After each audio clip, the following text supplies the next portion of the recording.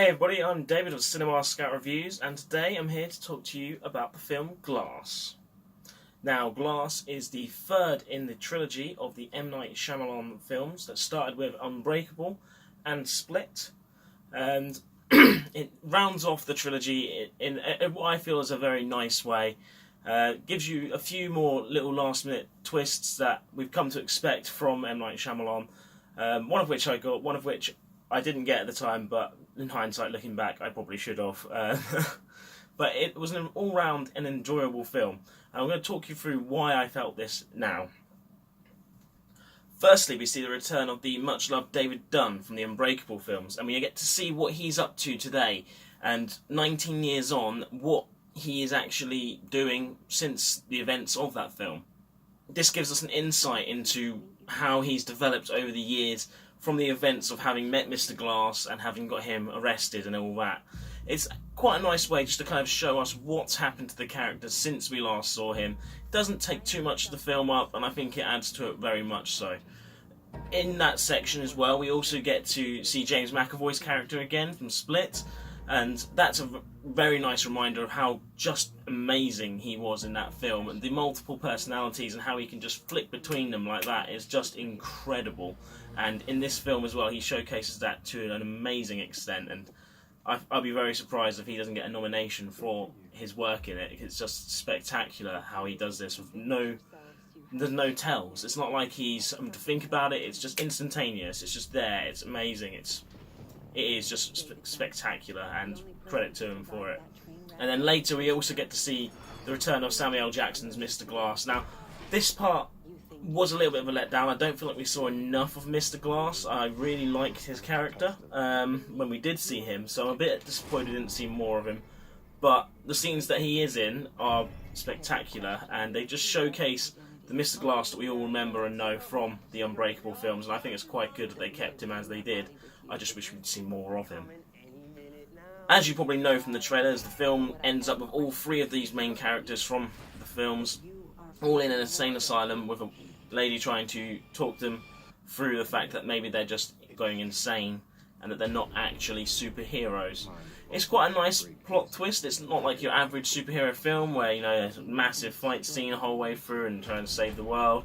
It's nice to see a different take on this and to see the characters that we love from these films that we've already seen in a situation like this. It was quite interesting. It was different, and I enjoyed it, and it gives a nice little aspect that people don't often think about with superhero films. Like, what if these people are just insane? And that part of it I really enjoyed. As you can expect, everything does start to build up and we end up going somewhere. I'm not going to put a spoiler in, but it builds up to an M. Night Shyamalan plot twist that we've all come to know and expect and to love. But it still caught me a little bit out of guard, the final bit, but I won't do any spoilers because I don't want to ruin it for anyone going to watch it. But it's a nice little twist at the end that I really enjoyed. And I feel like if you're a fan of M. Night's work, you'll appreciate it too. This film feels like a nice way to kind of tie together all of the ends from the different films and just kind of bring it to a conclusion, which was a really nice way to do it.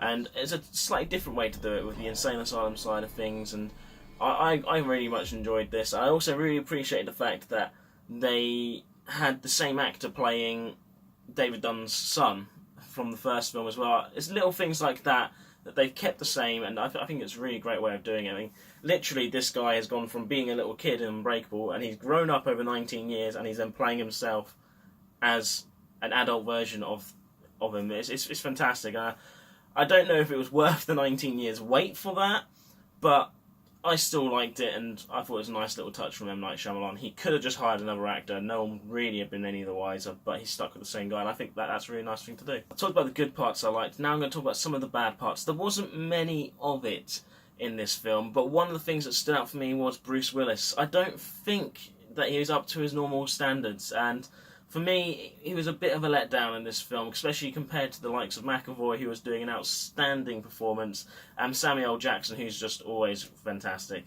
I do feel like maybe he wasn't that into it, but at the same time, it is nice to have had the character come back.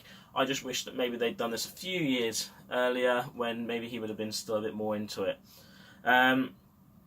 Samuel L. Jackson's character, I feel, wasn't used enough in the film, as I went and said earlier, so that as well, coupled with that, those are the two main negative side of things, in my opinion. The rest of the film, though, I thoroughly enjoyed it. I liked the beginning sequence. I won't say what happens, so I don't want to ruin it, but it's got a nice, good first half an hour or so, and then it goes into the asylum part, and it's all very good, and then the ending, some people are going to not like it. I personally did like it, and I'm intrigued to see what other people think as well. I won't say what happens, but I think that people are going to be either really happy or really not happy. I don't think there's going to be much middle ground in this one, so it'll be interesting to see how many people agree with me that they like it, and to also see how many people didn't like it. For how much I'd give this out of 10, I'd probably give this a 7. I enjoyed it. I didn't enjoy it quite as much as I did the original Unbreakable film, and Split is about the same level as this, in my opinion. I enjoyed Split, but I didn't enjoy it as much as Unbreakable, so I feel like that's fair enough. And if you don't agree, let us know in the comments below, because we'd love to see what you think to this film as well. I think this is going to be a film that's going to cause a few arguments over the years about whether or not it was good or bad, but at the end of the day, I'm giving it a 7 out of 10. That's what I'm happy to give it. I hope you agree.